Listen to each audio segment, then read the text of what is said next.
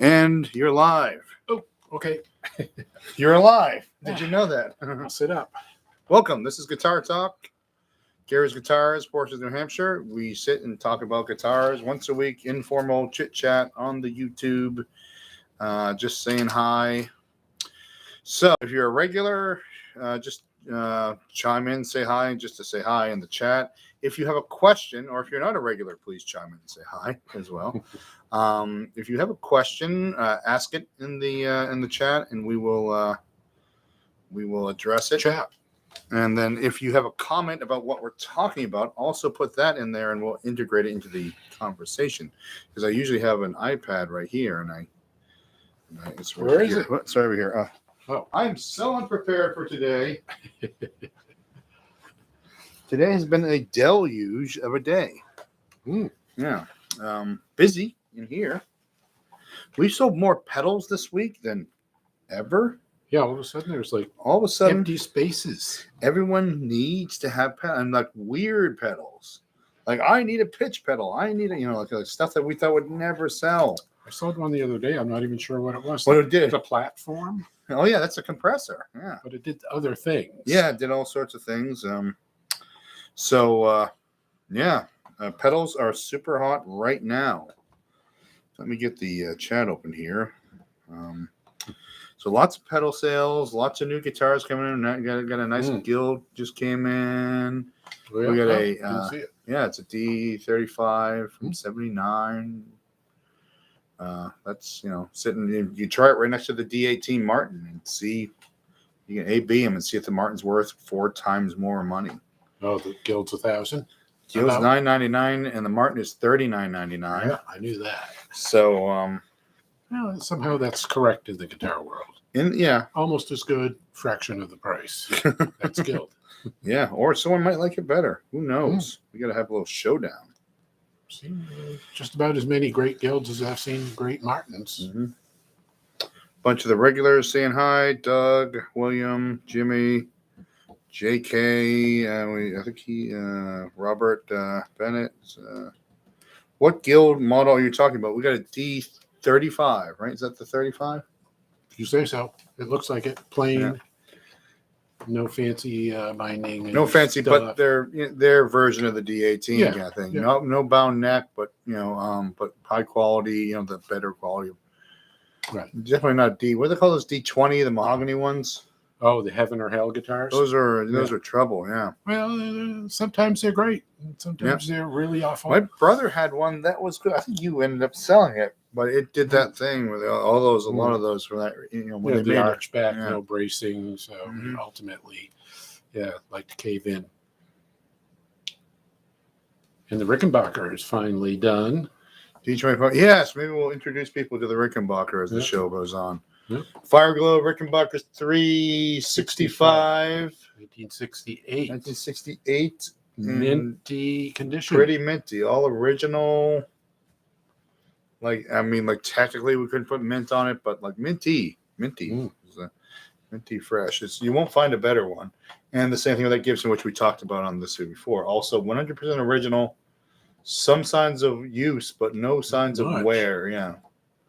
So a few of the guitar gods have been shining down upon us. Let's show them this Guild. How about that? Someone else asked if it's the D25. So. Oh no. Spruce top, mahogany. Oh, maybe the 25 was the mahogany one. All mahogany. Yeah, that was the That's what he was talking about. Yeah. I thought that was a D20. So this one is they didn't put a label in there. Throw it on the heel. I mean inside. Oh no, on this side of the heel. Yeah. Oh yeah, it's stamped there. D35. Yeah. So Guilds are getting more respect in the world, which is good. Let me see. Yeah. I haven't held it yet. They went through several different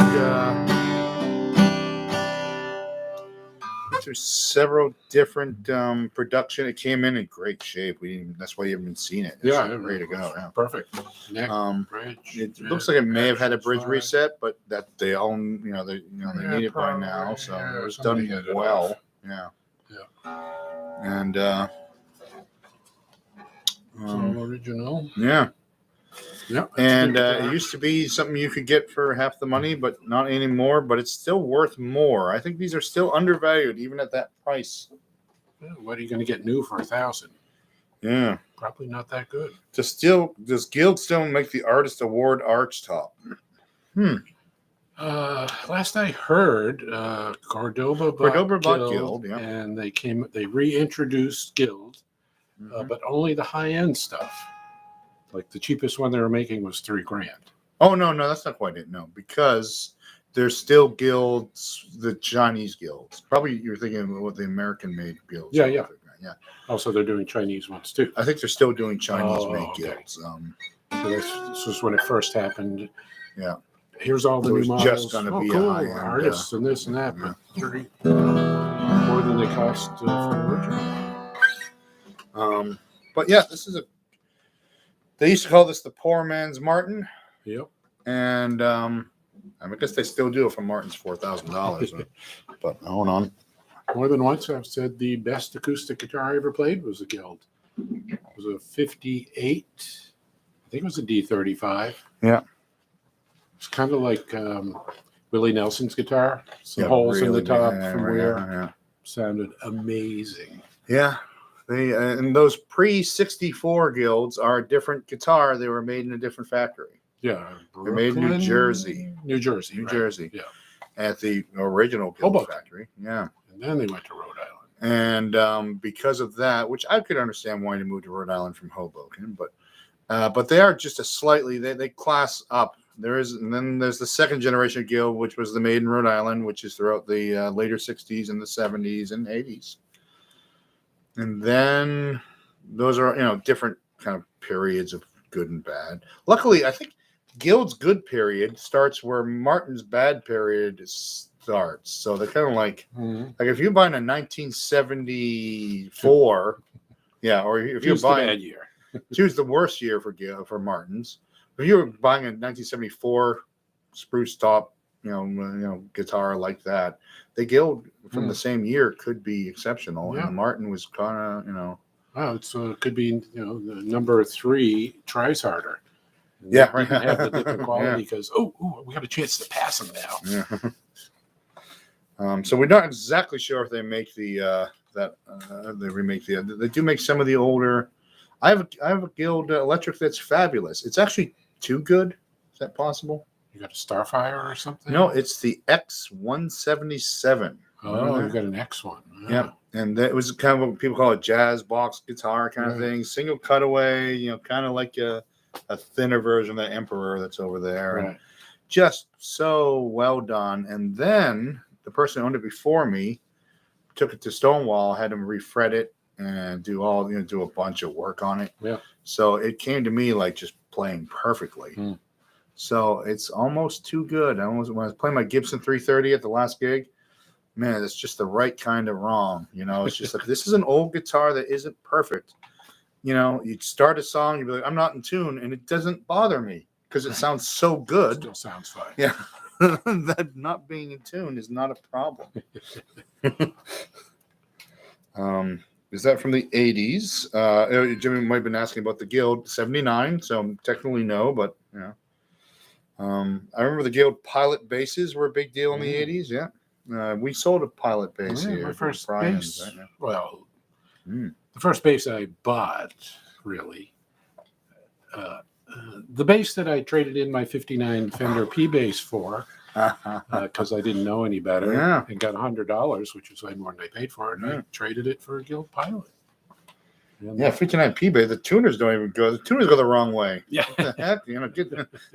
Get rid of that thing. Yeah. I'll throw it out for you. And my Pilot bass, the drummer made off with it, and it ended up in Arizona. Oh, still there? I hadn't seen him in a few weeks. I went to his house to rehearse. It was empty. Oh. Where'd they go? Oh, they moved to Arizona. Oh, man. Where's my bass? They took it with them. Wow, that's cold. I think he joined AA many years later because I got a letter from him. An apology. I'm doing my, my 12-step thing, and I have to apologize to you for that bass. For taking that bass. I sold it, and you still can't have it back, and I'm not getting you another one. But I am sorry. I'm sorry I did that. That's that my counts Pilot bass something. experience. Yeah. I had a Guild 12 string from that era, but it's not doing so well. Sadly, it needs work. Yeah, the bridge is, so you get the typical bridge rotation happens, a little belly happens, a little dive, and Guilds, they more commonly, maybe because they're a more economical guitar, they just hadn't been taken care of. Like, always, if you have a Martin, you got a Martin. Like, the reason I like driving used European car, the high-end European cars, is the first owner kept it in a garage. And they had all the regular maintenance done. And that's kind of like the same thing with a Martin. Every Martin has been kept in a case. Nobody kept it by the woods. Well, not nobody. But like Guilds went through some tough times, You see a Guild, it's like, oh man, this thing got played. Yeah. Could be. Yeah. Yeah. So maybe that's why they all seem to need a little more work. Right. Yeah. But we do see some sad Guilds, but they're worth the work now too. Well, if they weren't any good, they wouldn't have got played to death, right? Yeah. Somebody got rid of it. Yeah, right. Yeah, you seldom see. I said that to a guy once with his Mint 59 Strat. Yeah. Brought it, opened up the case, and wow. He said, yeah, what do you think it's worth? He says, what do you think of these guitars? Well, they're great, but what's wrong with this one? I said, what do you mean? Well, how come it never got played? Must be something wrong with it. He harumphed in life. Yeah, that's hilarious. That's a good one. Yeah. All right, let's check in here, see if anyone else has chimed in on the Guild conversation. No, we're up to date on Guilds. Any more Guild stories? So yeah, the one that came in, remember that small-bodied one that we sold here? Brilliant sounding guitar. M20? Yeah. Is that what it is? Yeah. Needed a neck reset and a bridge reset. Mm-hmm. It was about $700 of the work. It was a $1,400, maybe now $1,600 guitar, so it was worth doing the work. Right. But we couldn't pay much for it, knowing that we'd have to pay to have the work done. So maybe the best parlor guitar ever. that thing was tremendous. Yeah. Right. Yeah. So if you get one, that's in sad shape for low money, give someone $400 or $500 for it and do the work to it, you'll get, because the work has to be done anyway. Like my joke is, if you're looking to get a Martin and pre-82 Martin, and it hasn't had a neck reset, get one that has had a neck reset. Because it's going to need one. Right. Whether it's had it or not, we don't know. But like they usually need a neck reset if they're pre-truss rod and they're they're that old. They just it's pretty common to need. Yeah. So all original was great for sort of vintage value buying. But James says hi from Sydney. Hi, James. He's a usual. We're talking about Guild guitars. I don't know if you have. I don't know if they made their way down there. Well, now there must be tons of them. They're mostly made in China. But Guild wasn't a huge manufacturer. What would you say? Like maybe. Oh, what about the scope of how many guitars they made? I was still thinking about Guild in Australia. I think Tommy Emmanuel used to play a Guild. Maybe. I don't know where I came up with that one, but that rang a bell all of a sudden. That was his first good guitar. I would say they probably made more guitars than Martin back in the day, because Martins, they didn't make a lot of them. Yeah, that's true. That's why there's so much money now. Yeah. And Guilds were kind of everywhere. Not like Silvertone, but you always find a Guild somewhere. And they sold for less money new for sure. And of course, that's in New England. So yeah, right. Yeah, maybe in Iowa they were really hard to get. I don't know. Yeah, they were. Well, when we me growing up around here with daddies was always around, they were a Guild dealer, and there was always Guilds, right? Yeah. So, actually, if there's a lull in the JJ UK's here, he's a usual. Nice, thanks, JJ. And let's bring this out. Going for the Rick. Yeah. If we're doing show and tell, let's talk about Rickenbacker. I've already had, I think, 2 people come in and go, "Is that a new Rick?" Yeah. Nope. That's a 50-year-old, 55-year-old guitar. It looks brand new. Yeah, it does. This is pretty cool. Let's talk about Rickenbacker for a little bit. Tell me what you think of Rickenbacker basses, Gary. I try to appreciate them. Yeah. I just had a really awful experience the first time I played one. Mm-hmm. It was awful. the whole thing. It wasn't entirely the instrument's fault, but a good part of it was. Yeah. I kind of hated him after that. Yeah, right. Yeah, these things are crap. Yeah. Why bother? Even if they work great, they sound awful. I remember, I don't know if Chris Lammy's out there, but he actually had me do some work on his Rickenbacker, and maybe it was his, or maybe it was someone else, but I was working on a Rickenbacker.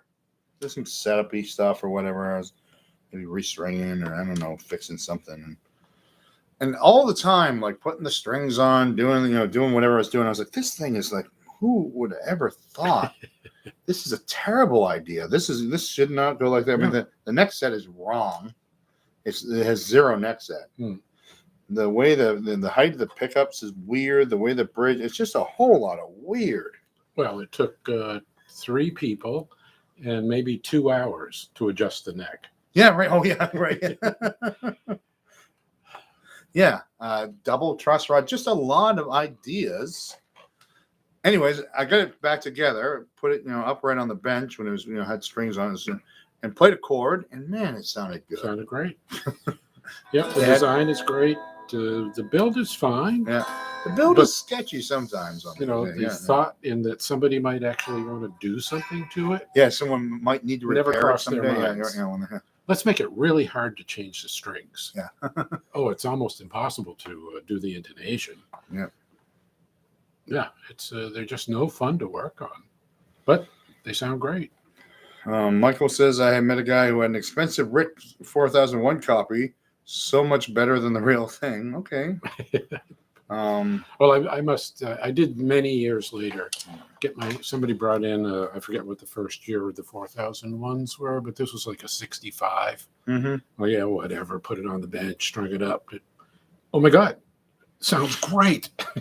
So the design idea was initially good. I think. And they just they just sort of let it meander off, and a little. I don't know what the key years for Rickenbackers are. I do know that they're incredibly lazy, and this is why I mention it. So Paul McCartney's left-handed Rickenbacker bass, the headstock, they took a right-handed neck and just flipped it over. I think the Rickenbacker logo goes that way on the headstock. Yeah.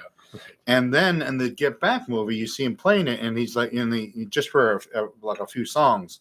And then George Martin's like, "What's going on with the bass?" He goes, "Well, it's a right-handed nut, and so the E string keeps falling off. See, it's like it just keeps falling. I can't, because they took a right-handed nut and just widened out once the high G and just put the rest of them on, and he was having trouble with it. So it's pretty amazing when you get an indoor C who's the #1 songwriter / bass player on Earth, like front page news. Yeah, McCartney plays Rickenbacker. I know, like he switches from the Hofner he'd always played, and they give him a so-so instrument instrument that's not optimized. They're like, someone's like, I guess some British guy wants a left-handed one. I guess we'll make one. But I'm not making another neck. Yeah, right. I'm not going to change it. Forget the nut. Yeah, let's just we're not making another nut. Very interesting tremolo system. It works. Yeah, it's kind of like a Bigsby, sort of. Yeah. You can't get much trouble with it. Very subtle. And that, sound hole I wouldn't call cat's eye. I guess it's cat's eye. G-string's about to come flying off. Oh, that's fine. Yeah. Bang.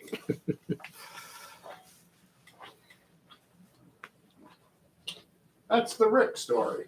Yeah. Everybody's got a Rick story. I've always wanted one. There is a problem. They cost a lot of money. Yeah. Including this one, unfortunately. I'm sorry to say, in case anyone's asked, $47.99 is the price tag. Right. And there's hardly another one anywhere for sale. Yeah. 365. Find another one, yeah. I remember doing Fire Glow. That's the color you gotta have. Price search when it came in online. Reverb, no examples, eBay, nothing there. Plenty of 360s and other things, but an old 365. This also comes with the original case and the original Rico Sound box. Oh, yeah, it's got the splitter box. So if you want to do the splitting, you can do it. If you just want to be all original, you can do that. So I have a 1980 4003, and it's great. Okay. There's the old style bent truss rod. Yeah, I guess maybe that bent metal thing over the end is what he means by bent. It says old style bent truss rod. You mean that it's hitting the wood and you can't adjust it? Yeah.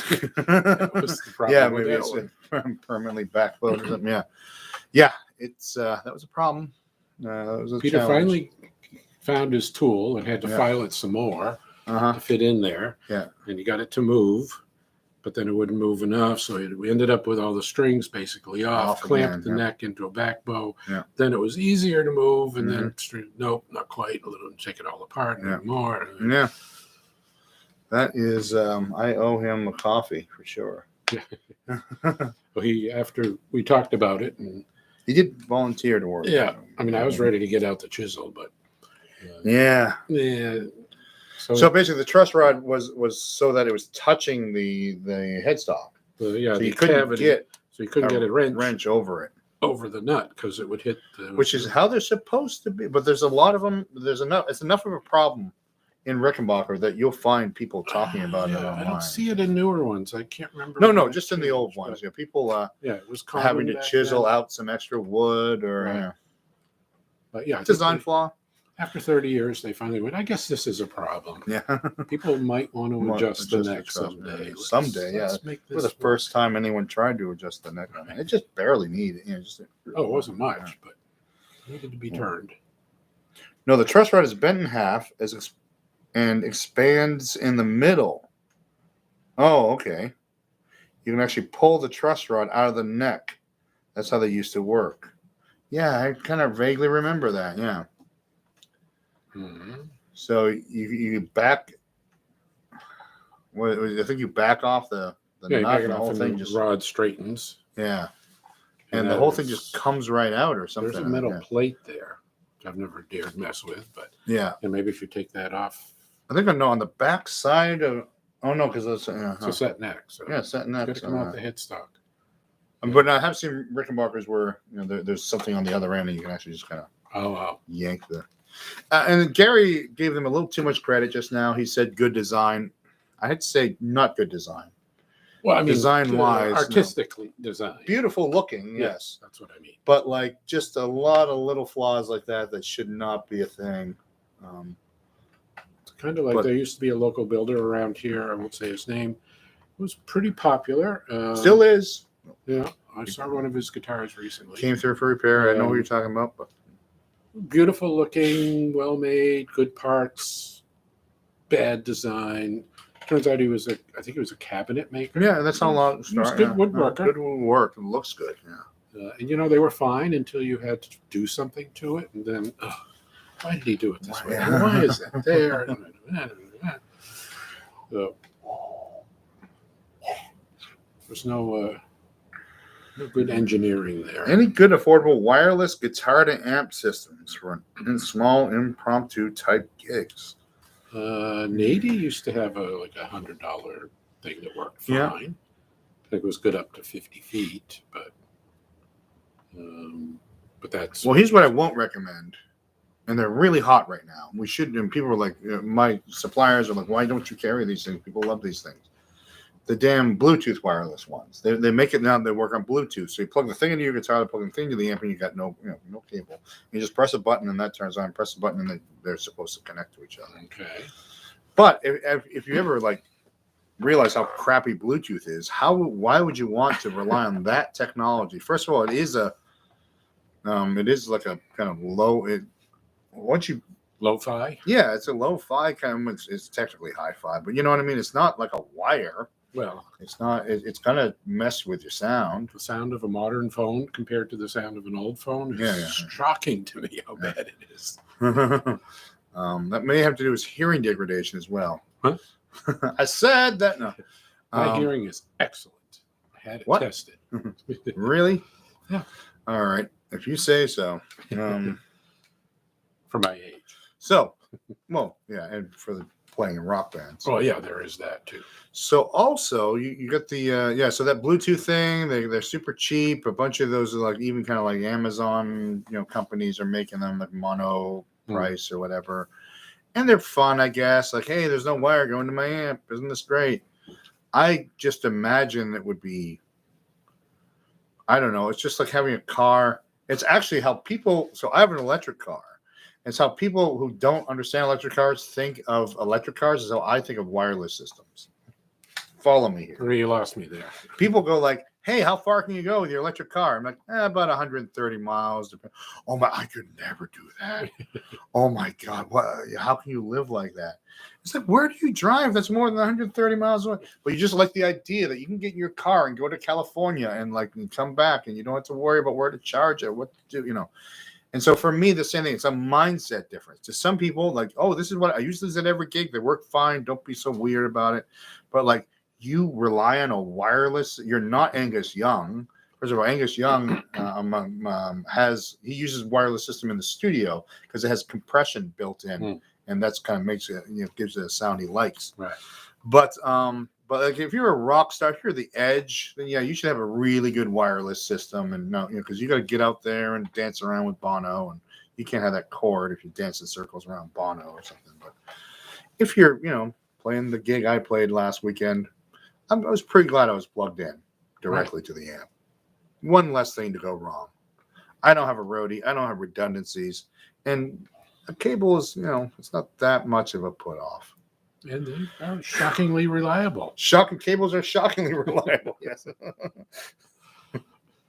Anyone out there, actually, if you want to chime in, anyone out there use wireless and think I'm being a grumpy old man for not trusting wireless? I don't think anybody uses wireless anymore. At least not anybody that's listening to us. Other than, well, James asked about it, but also other than these little things, they cost almost nothing, because it used to be like, I got to get this thing and I got to find the frequency here and this here and I got to tune and it's like now it uses this thing that's either Bluetooth or like it, where they just pair out. They're made to connect to each other, and maybe there is been an improvement in it. Maybe. And if you want to experiment with it, like I said, it's the kind of thing you can get from the online seller, super cheap, but I don't want to be responsible for selling them. You're going to see more and more Bluetooth wireless mics, in-ears, etc. They're cheaper. Yes, cheaper for sure. Bluetooth in-ears. Man, that sounds like even worse. It's bad enough when someone shows up and wants to use in-ears at a show. Okay. What do you think about in-ear monitors? Do you ever have to use them? Never have. I mean, it sounds like the worst possible idea ever. I mean, okay, I've been on stage for really loud feedback in a monitor 5 feet away in my ear. Yeah. Once, I'm done. Yeah, for the night. I can't hear. I have any hearing left. But people don't seem to complain about that. Permanent hearing. I mean, they do have feedback suppression built in, so you kind of like hear it coming and yank it out fast or something. I know some people love them. Some people love them. It helps singers intonate if they're really hearing the exact thing, I guess. But it's usually singers who are on about it. But mixing for it, like if you have a regular mixing engineer and like they know they have your presets saved and all that, but mixing for the sound that someone else is hearing in their head, that, you know, there's so much opinion, right? You know, because I put on a set of headphones and, you know, things sound different, right? Than when you put on the same different set of headphones, and like so, it's really hard to mix for them. And then people have really outlandish expectations of what they should be hearing. Like they want to hear like mixed and mastered music on their head, you know. And it's like you're at the press room. Yeah. But yeah, the technology has gotten cheaper, so Michael was right on that one. That it will be coming forward a little bit, and I'm sure they scheduled the next NAM show. It's not this month. No, it's in April. They decided they're going to have it once a year, and they're going to have it kind of in the middle. In California? In California, thank goodness. But I didn't go last year, and I bet when I go this year, there'll be people trying to sell me all these Bluetooth wireless things, all the stuff that never existed, and now you can't take all the free samples you can get and try them out. Bring them back, Not a lot of, you know, most of the American companies especially aren't good at giving samples anymore. So. No, I know. Like every order has free stuff. Yeah. Lucky to get a pile of stickers. Yeah. Like, oh, great, an all parts sticker. Another Ernie Ball sticker. Right. Ernie Ball at least is a good logo. Yeah. All parts. Pretty boring. Like, oh, come on, all parts. I mean, but actually, we put them in the sticker thing, and they do go away. Yeah. But like, who's like, I use all parts. Yeah, you know, like, because well, let's explain to people what all parts is. We use a lot of their stuff. They are a supplier of guitar parts that they're not the manufacturer of them. Right. But they buy brand them from every pretty much every other parts maker in the world and package them and have fair prices. And yeah, they're kind of an old-fashioned company. Other than the fact they now use Shopify, and so now ordering you got to order on the website and not on the phone. Yeah, and so they're seems to be working. It was a difficult transition, though, for sure. It's one of the few things in places in the world you can do one-stop shopping. I mean, they have 95% of the guitar parts I ever need. Yeah. And they're mostly never out of stock. Mm-hmm. So they sometimes buy. I guess they must buy bulk. So they'll have Grover tuners in their shrink package. Yeah, there's a container of Grover tuners. Yeah, and they just and so they somehow make a good margin on that. All right, so we're halfway through. So let's do the callback. This is Guitar Talk from Gary's Guitars. I'm Mark. This is Gary. We're just talking about guitars. We talked about a Rickenbacker. We talked about a Guild. And now we're talking about wireless. And we'll talk about whatever you want to talk about. Just put a comment in the chat, and we will address it.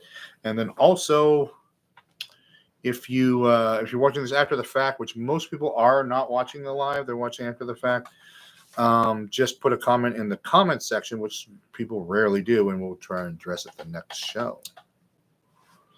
So, back to what's new and cool in the store, I guess, unless you have any good stories. We talk about the Fernandez. It's an interesting. Woody's Fernandez, yeah. Yes. Okay. I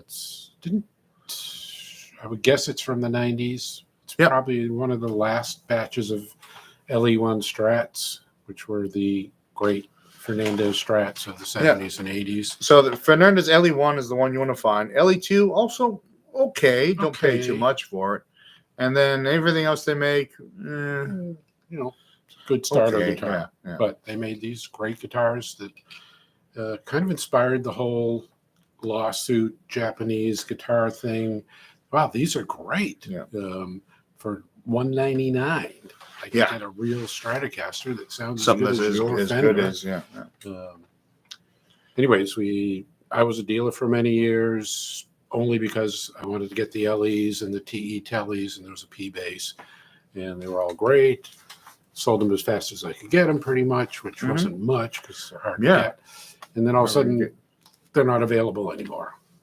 Well, we're still selling them in Japan. Yeah, but we decided we're not going to export them anymore. Well, I don't think it's decided as much as they might have got threatened. Yeah, not even threatened. So, like, I think I mentioned this Tokai, one of the big music factories in Japan. I was talking to them about guitars, and they're like, we're not, because of contractual obligations, we're not allowed to sell set neck guitars in the United States. So they made a deal with, presumably Gibson or someone they're doing ghost manufacturing for, that they can't compete with them. Right. And because ghost manufacturing is a thing, by the way.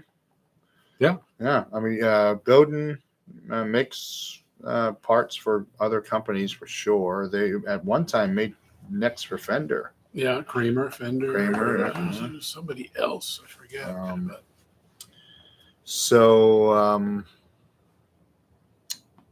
But yeah, so the Japanese guitars, sometimes it's not because they don't want to export them. It's just that that decision's been made for kind of legal. You want to live? Yeah. No more LE1s.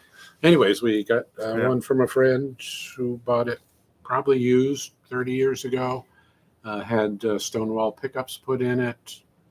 Something else. I forget what. It was basically all original. Set up great, plays great. It's great Strat for I don't even know how much it's worth anymore. Yeah, but they used to be $400, and this one might be more now. It's got $250 worth of pickups in it. Yeah, that's it. But yeah, there was 5 or 6 years there in the 80s as American prices were skyrocketing. Me and everybody I knew, we were looking for Fernandez, Tokai, any of those great, some of the early Ibanez, the artists and stuff. Those were the best guitars you could afford. All right. Let's catch up with the room here. Check out Angela Instruments for a great selection of Fender parts. Yeah, so Angela Instruments, I think they were the one. No, that was Sun. one company actually bought the parts supply from CBS when they sold it separate to the company. Is it called Sun something? Or Angela had a lot of Fender parts from that era that he was still selling. Any thoughts on Ovation? Sure. Okay. Where do we start? I was just looking at, someone's, okay, then later, because I'm catching up with the room now. Someone mentioned their classicals are good. The only great Ovation I've ever seen is the local guy's classical. Yeah. No, woman. What's her name? She brought her in. I didn't even know she played guitar. She's a pianist. Ovation classical. Agnes? No. Anyways, it was a great guitar. Yeah, the round backs are a pain, and then also plastic back, wooden top, lots of cracking. Yeah. So much so that they went to using plywood, even in their nice guitars, because they couldn't keep warranty repairing tops. Right.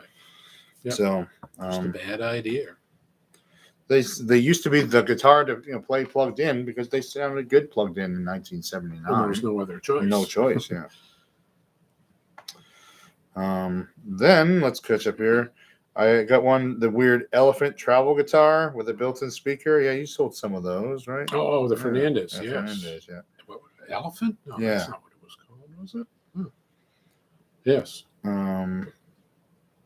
I had a Fernandez 62 reissue Strat and jazz bass. Both are great instruments, but the pots and jacks and switches are cheap and need to be replaced. Well, yeah, they're all Japanese. Yeah, they're not CTS. The downside of all Japanese guitars is the hardware is not as good. But the hardware is good, just not the so like the tuners are good. Yeah. No, the classical at your shop. Oh, they're talking about the classical that we have? Oh, okay. Well, we got the Cremonas. That might be what you're talking about. Glenn Campbell played a lot of Ovations. Yeah, he was an endorser. They have a Glenn Campbell model. We sold a signature model of Glenn Campbell here a couple of years ago now. Fine. The guy could play anything, obviously, because he played Ovation. Show the classical with a cutaway. Okay. So that was the Cremona. And maybe we can talk about Cremona for a second. So I was introduced to Cremona when I lived in Eastern Europe because a little out of tune, but not factory tune. I wouldn't show it. Pick up. Yeah. So Cremona's they're made in Bulgaria. And the great thing about these guitars is, kind of one of those unbeatable in the price range scenarios. They have a lacquer finish at any price. This one is they're still $8.99 with electronics and a cutaway, and that's I guess their mid range. I would call it. They have an economical guitar for $3.99 and $4.99 and $5.99. They have the same quality attributes, just different materials. And they're made like by old people with chisels, like they're not,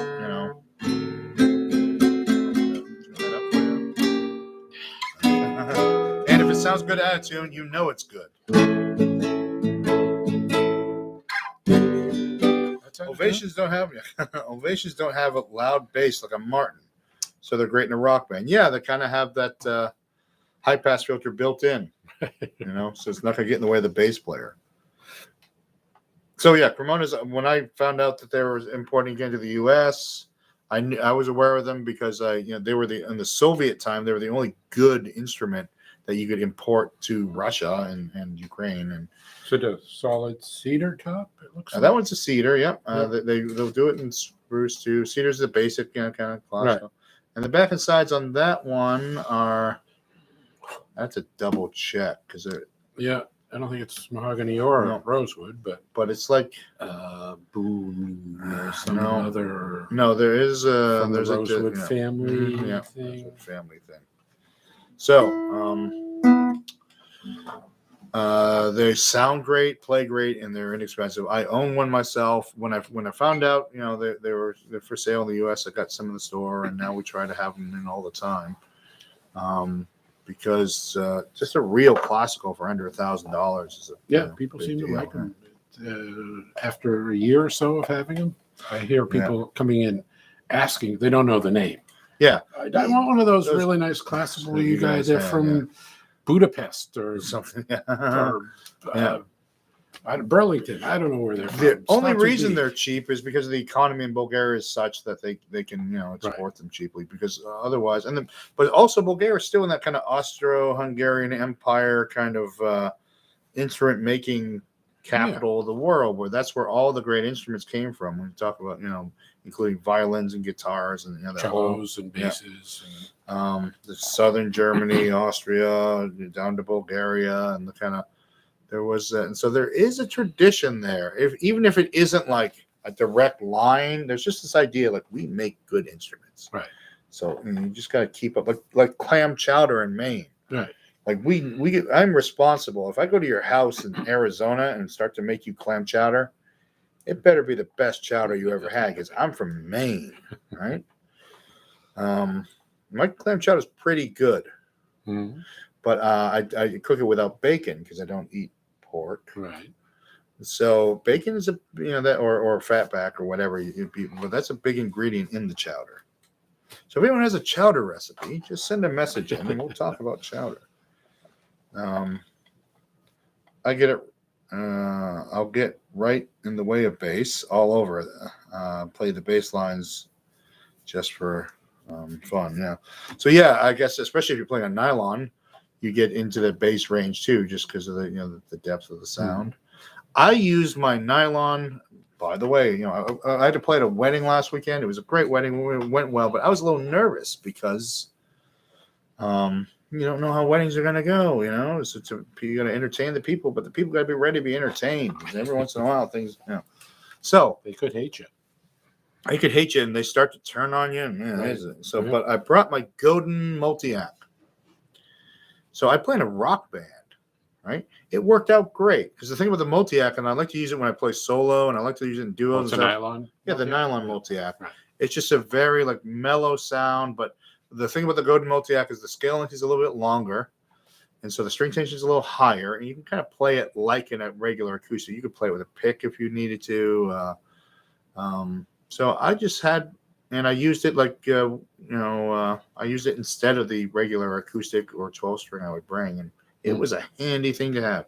So now I'm going to be integrating nylon guitars into and I have the Cremona, which I love too. So more nylon. That's my 2023 resolution. You should have a nylon string guitar at home. I wouldn't mind that. It's a nice, especially you just often just strumming. I did briefly. Singing folk songs with your wife. It was an old Alvarez. Played. I liked it, but I don't know. I just never grabbed it. Yeah. Grab the steel string, grab the ukulele. No, I'll get rid of this thing. Hoban's Hideout has to go to dinner. Thanks for stopping by. Yes. Yeah. So he's just saying, checking out. Have you ever heard of Tagima guitars made in Brazil? See the word? Tagima. No. Tagima. No, you were briefly a Giannini dealer. Yeah. Man, those are good sounding guitars, but really just. They didn't like going from the rainforest to New England. Yeah. Oh, yeah. They did humidity, not lack of. Yeah, they were just built in highly humid, and then they get sold for 6 or 8 months. They were selling pretty well. Then winter came, and the next spring, they all started coming back, cracked, bridges coming off. There was even a story of the sales guy. He called me. I forget where he was, in the Southwest, maybe. Yeah. I'm coming up to New England. Do you mind? I need to get the guitars there because I'm driving. I don't want to lug, 12. Could I have them shipped to your store? Sure, whatever. Oh, these boxes showed up. I stuck them in the back room until he showed up. Came, got the guitars, went off and did his thing. This was in the winter. Yeah. Came back a couple months later. Half of them had failed. He said, I kept opening up cases to show it. Oh, never mind. You don't want to see that. So that was it for me and Giannini. Yeah, that was unfortunate. It's like the they didn't finish making them so much. Like the carving was really kind of primitive looking. I remember that. Like the peg box was just kind of they didn't. No, they weren't the highest quality, but a Brazilian made classical that was. Made in the rainforest, stay in the rainforest. Yeah, right. Nylons go good for light guitar events like weddings or so. Yeah. So the other reason I brought that nylon to the wedding is in case we had to quiet way down. Well, you had to do the wedding song or something. Well, we did the wedding song. We We did 3 of them. Oh, and then 3 requests each dance. They requested. I mean the Peter, Paul, and Mary wedding. Oh no. Didn't do that one. Okay. I thought you meant just because that would be nylon string. Yeah. So, but like if I ever, it's a good thing to have if you ever gotta get super mellow in the short order, but still be able to have an acoustic guitar around.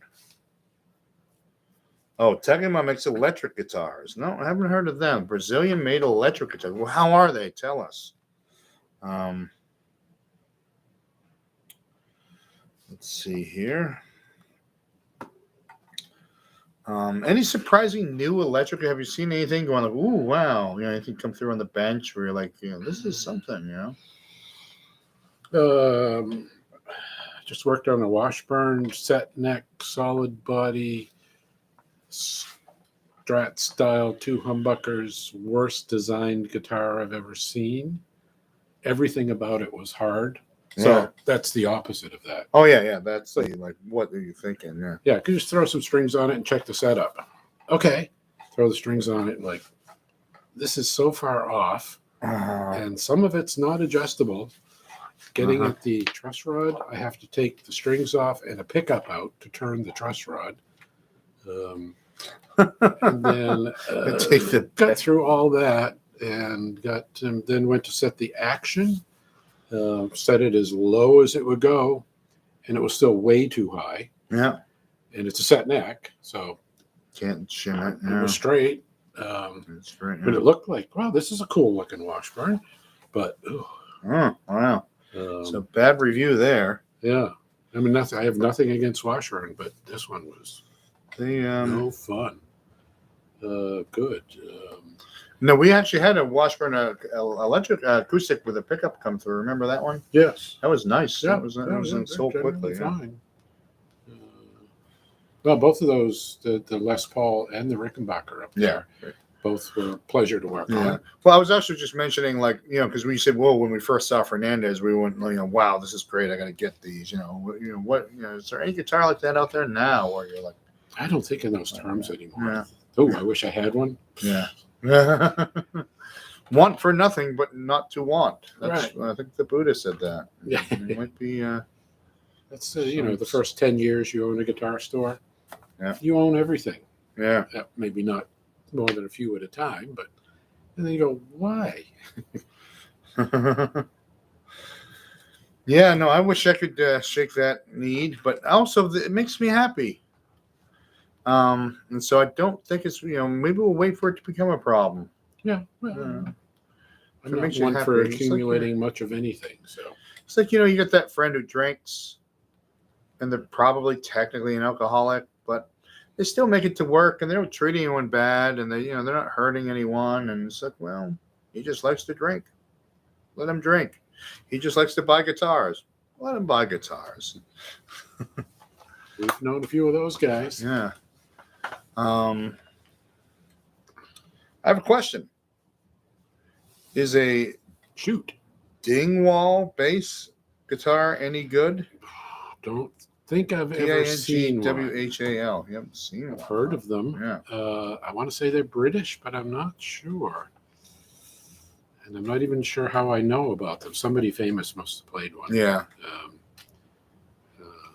I remember reading about them in Bass Player magazine, probably in the 80s, but never seen one. Here's the question for the audience as well. Is the 5-string guitar just about dead? The 5-string bass just about dead? I thought it was, but I think it's coming back a little bit. Well, good, because I just bought 3 of them. And I was just so afraid of, like, oh my God, how am I ever going to get rid of these things? Because, remember that Fender bass, the USA made Fender 5-string bass, we had to sell it for like $400. Right. Yeah. Yeah, it was a nice bass. Because it was here for a year and just nobody would buy it. Oh, it was out of fact. Well, since the funk thing kind of died and slapping and popping went away, the 5-string went with it. Here's the 2 people who buy 5-string basses still. One is, and I think the last 5-string bass we sold was a guy drove up from Rhode Island. He played worship music. Oh. And in the church, you play a 5-string, and you know in that kind of like Pentecostal, maybe kind of like rocking tradition, yeah. But because it goes, because it shakes the damn cross right off and the devil wall. said, Yeah. sounds like the devil. Yeah.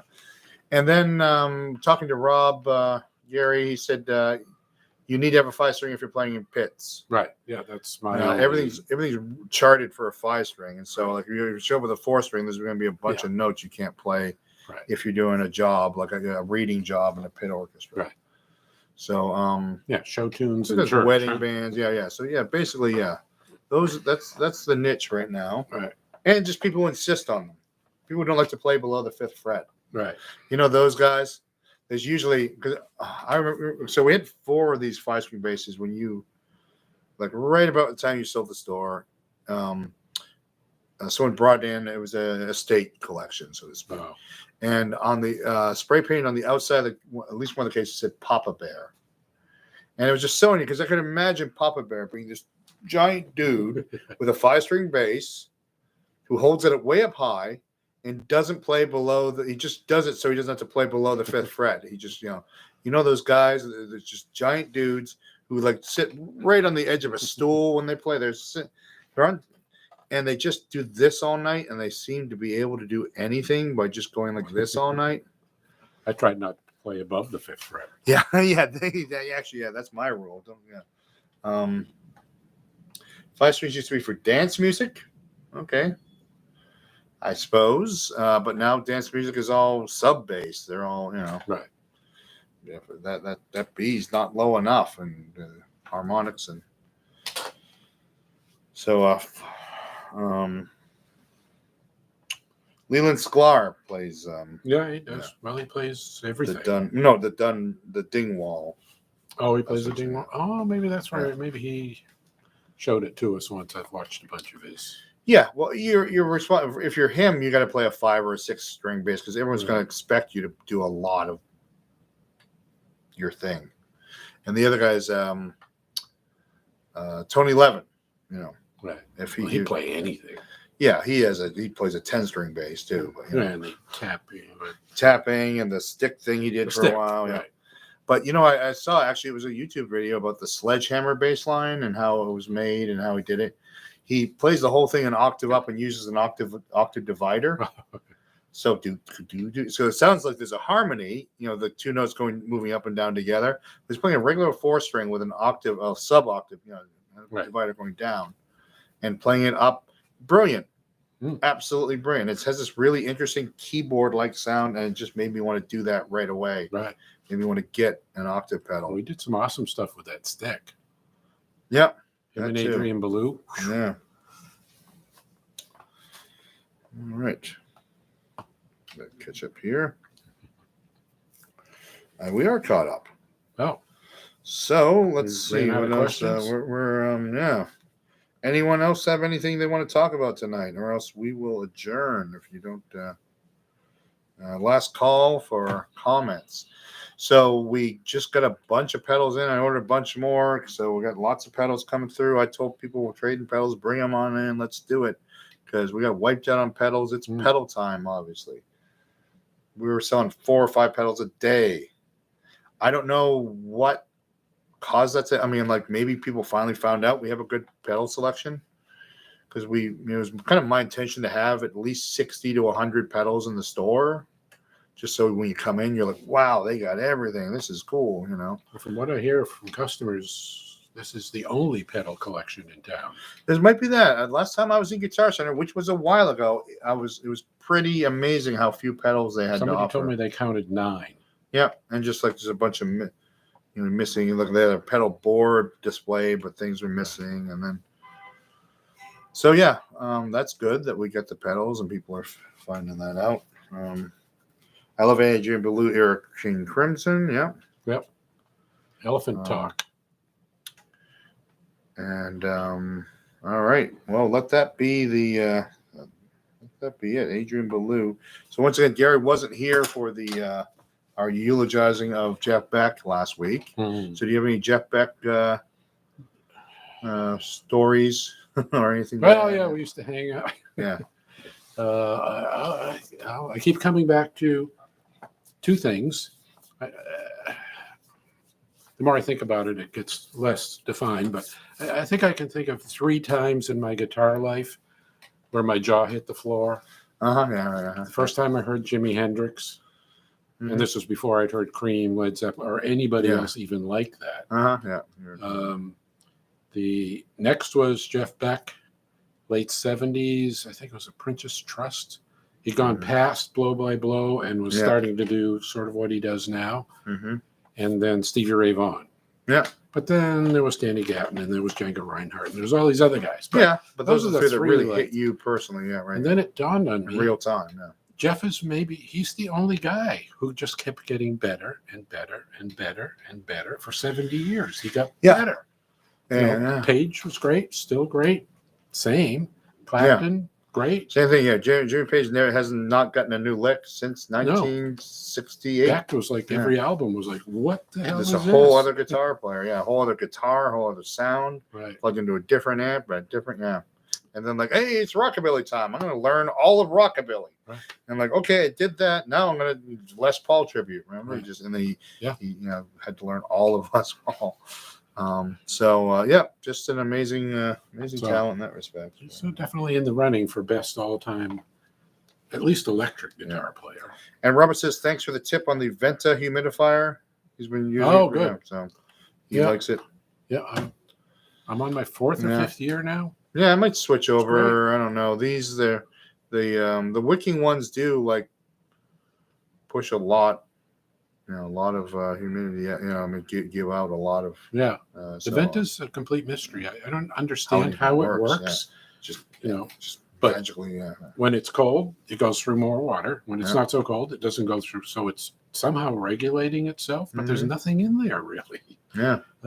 But it knows. It's somehow magically knows. And it's easy, and no filters to buy. It's great. All right, so you've done it again. You've ruined another perfectly good hour listening to Guitar Talk.